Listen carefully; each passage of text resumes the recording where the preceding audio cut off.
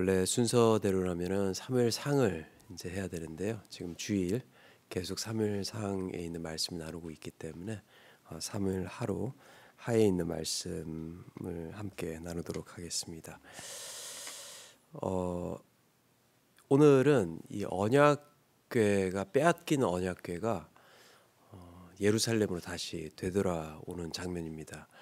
사무엘상 4장을 보게 되면 이스라엘 백성들이 이제 블레셋과 전쟁이 잦았는데 한 번은 아주 크게 이제 패하게 됩니다.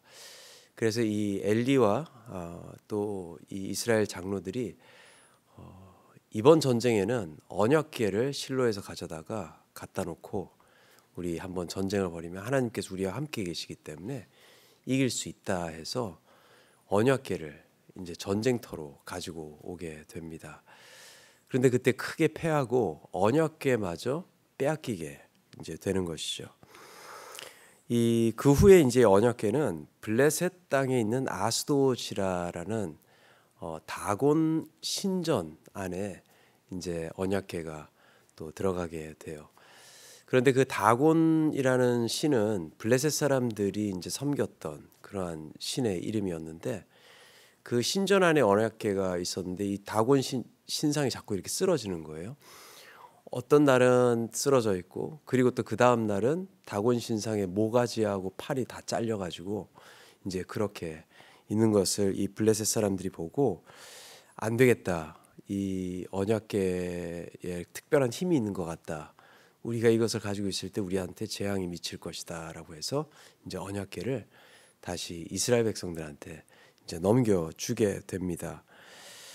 그 언약궤를 옮길 때마다 이제 재앙이 퍼졌기 때문에 언약궤를 이제 가져가게 하고요.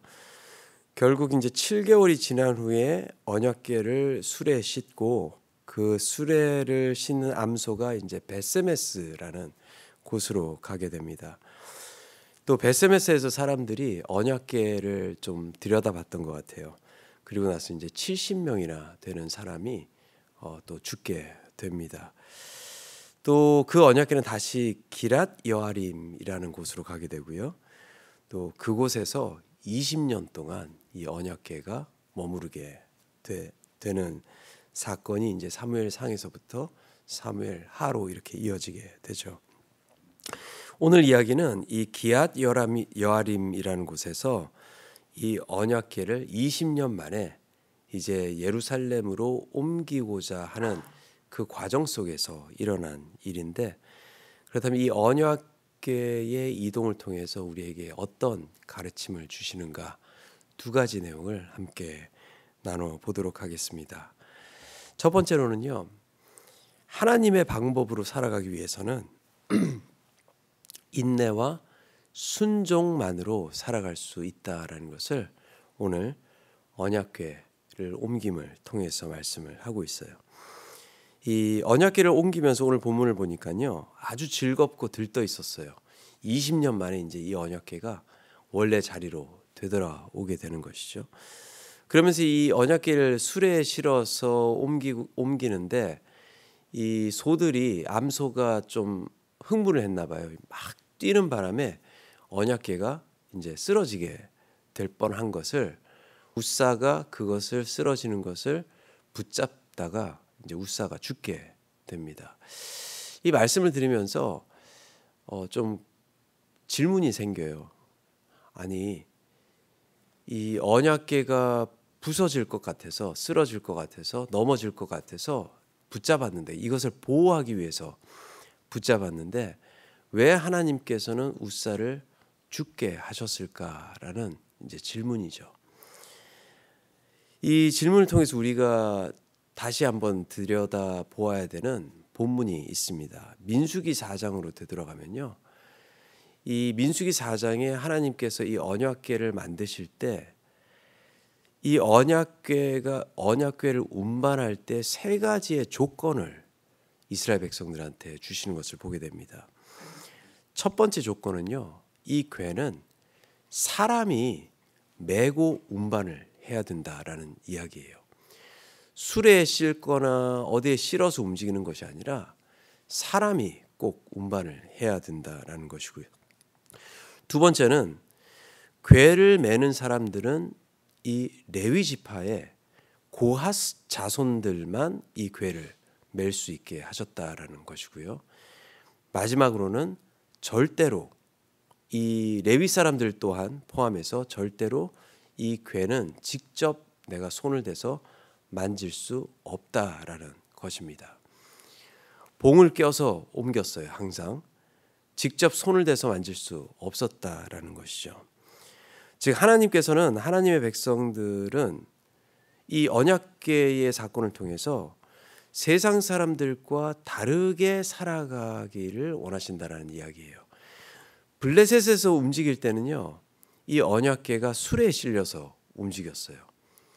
블레셋 사람들한테는 아무 일이 없었습니다. 그 술에 실어서 움직일 때. 그런데 이스라엘 백성들이 이 언약궤를 수레에서 움직이다가 이 수레가 넘어갈 뻔했고요. 또 우사가 이 언약궤를 건드렸다가 죽게 되었다라는 것이죠. 왜 블레셋 사람들한테는 아무 일이 없었는데 이 이스라엘 백성들한테는 이러한 일이 일어났을까? 즉 하나님께서 하나님의 사람들은 하나님의 방법으로 살아갈 때 하나님의 말씀에 순종하고 또 말씀에 인내하고 나아가기를 원하신다라는 것이죠.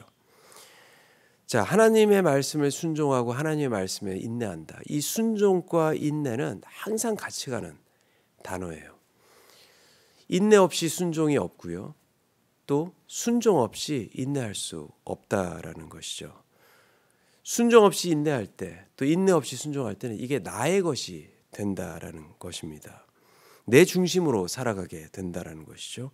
또 내 중심으로 하나님의 말씀을 이해하고 내 중심으로 하나님의 말씀을 살아가는 것 같지만 그 살아가는 삶은 바로 나의 삶이지 하나님의 삶이 아니다라는 것을 말씀하는 것이죠. 인내한다라는 것을 성경에서 노하기를 더디함, 오래 참음, 그리고 기다리고 바란다라는 그러한 의미를 가지고 있어요. 자, 우리가 물을 팔팔 끓이고 있는데 팔팔 끓인 100도의 상황에서 그걸 그대로 원샷하면 어떻게 돼요? 이 속 다 타요. 예, 살아남지도 못할 거예요.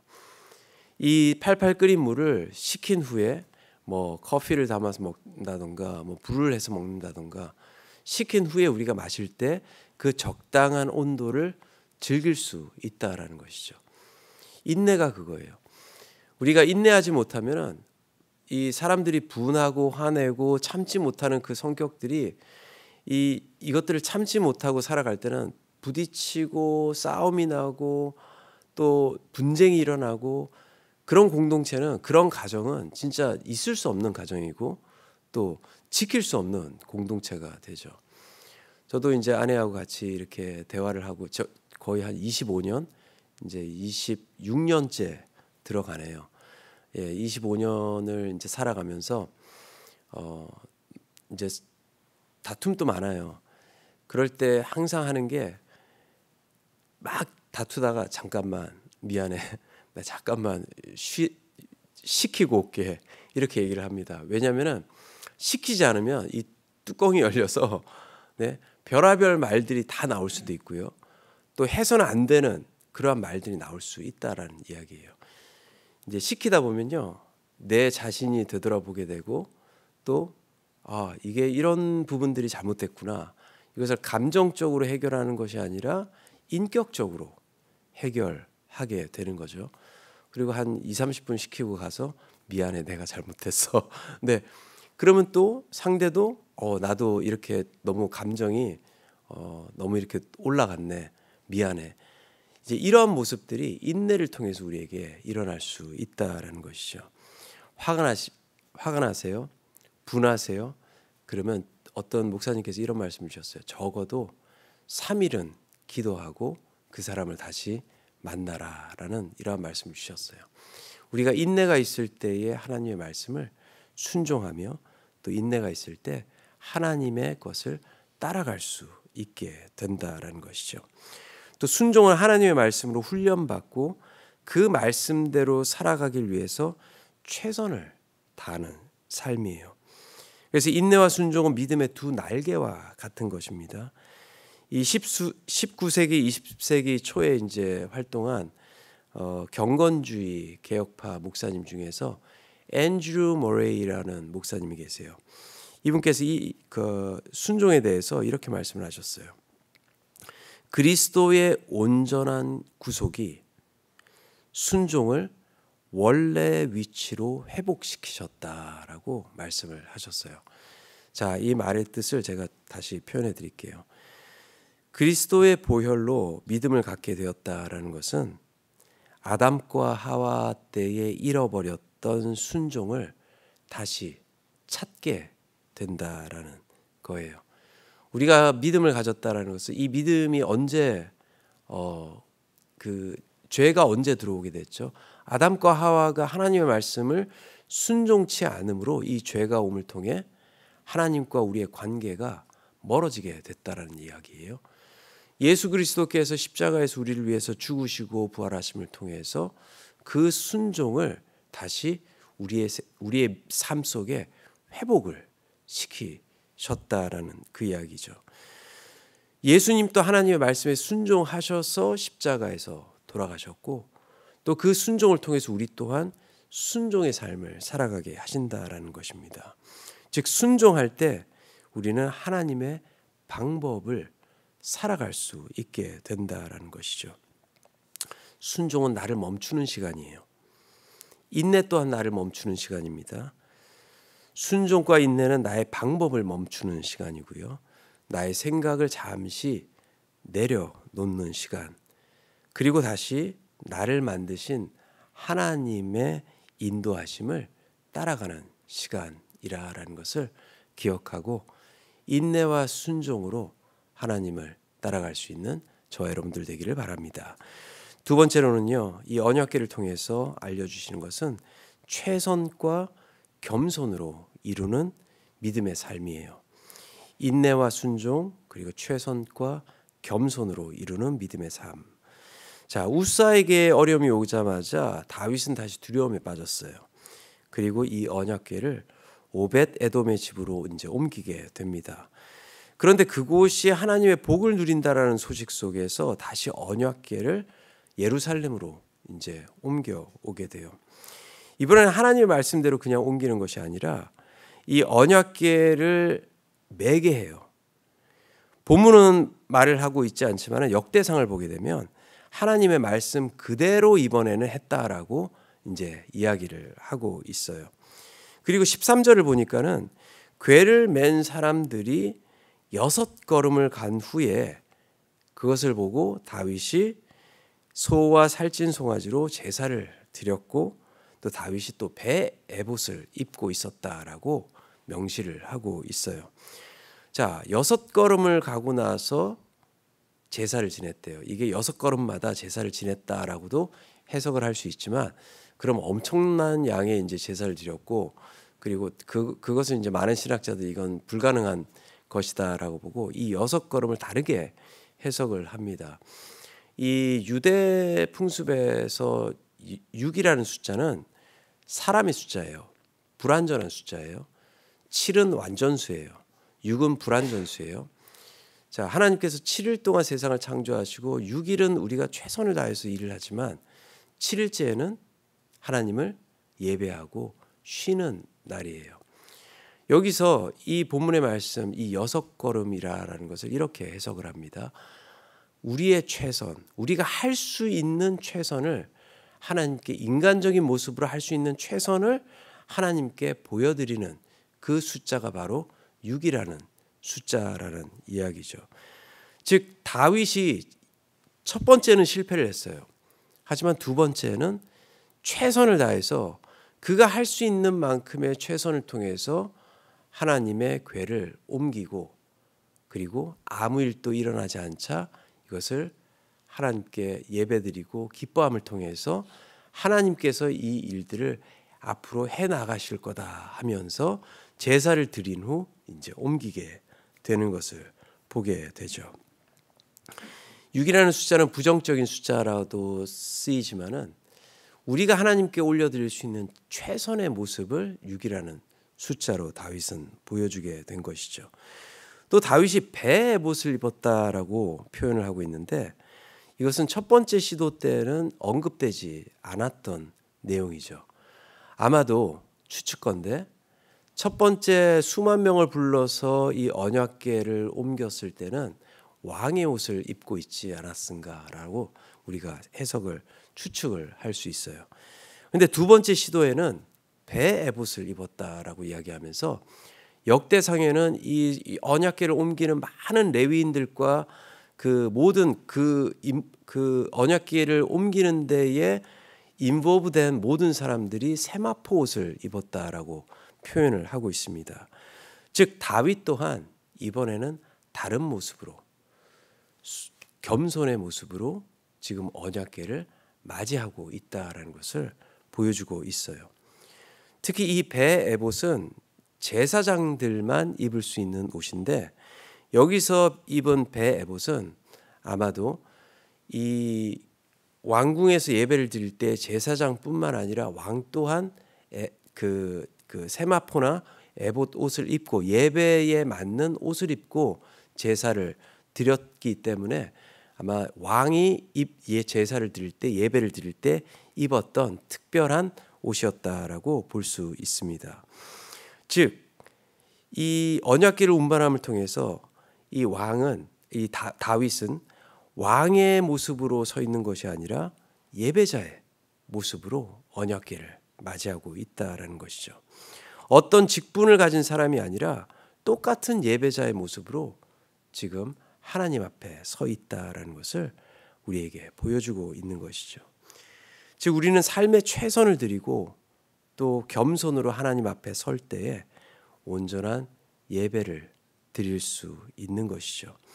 우리가 걷는 삶의 6걸음은 우리의 최선의 삶을 보여주고 있는 것이고 또 이것이 그리스도인들의 사명 그리고 겸손한 모습으로 하나님께 감사하며 기쁨으로 예배할 때 하나님께서는 그 예배를 받아주시고 또 하나님께서 우리의 삶에 임재하신다라는 것을 오늘 말씀을 통해서 알려주고 있습니다.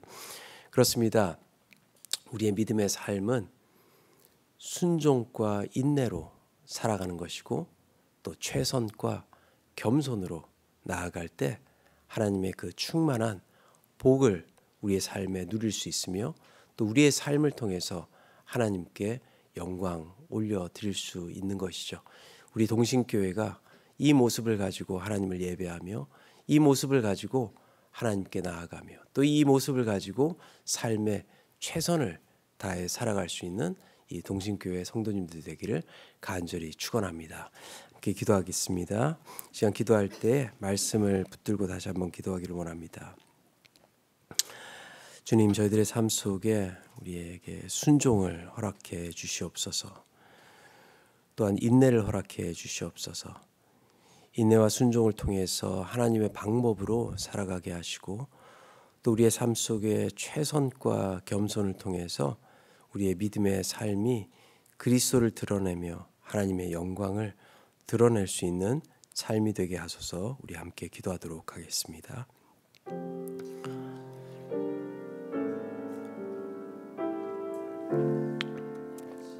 사랑과 은혜 하나님 감사드립니다. 저희들에게 이렇게 말씀을 통하여서 또 우리에게 필요한 것들이 무엇인지 다시 한번 깨닫게 해주심에 감사드립니다. 그렇습니다. 인내와 순종으로 하나님의 방법을 살아가며 또 하나님의 길을 걸어가기를 원합니다.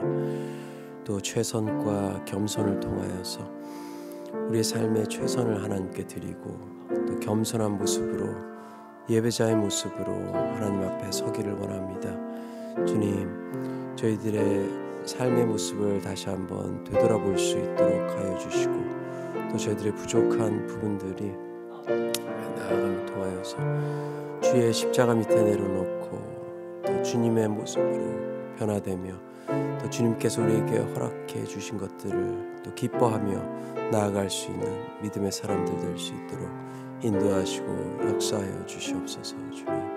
주님 함께 하시기 원합니다. 주님 감사합니다.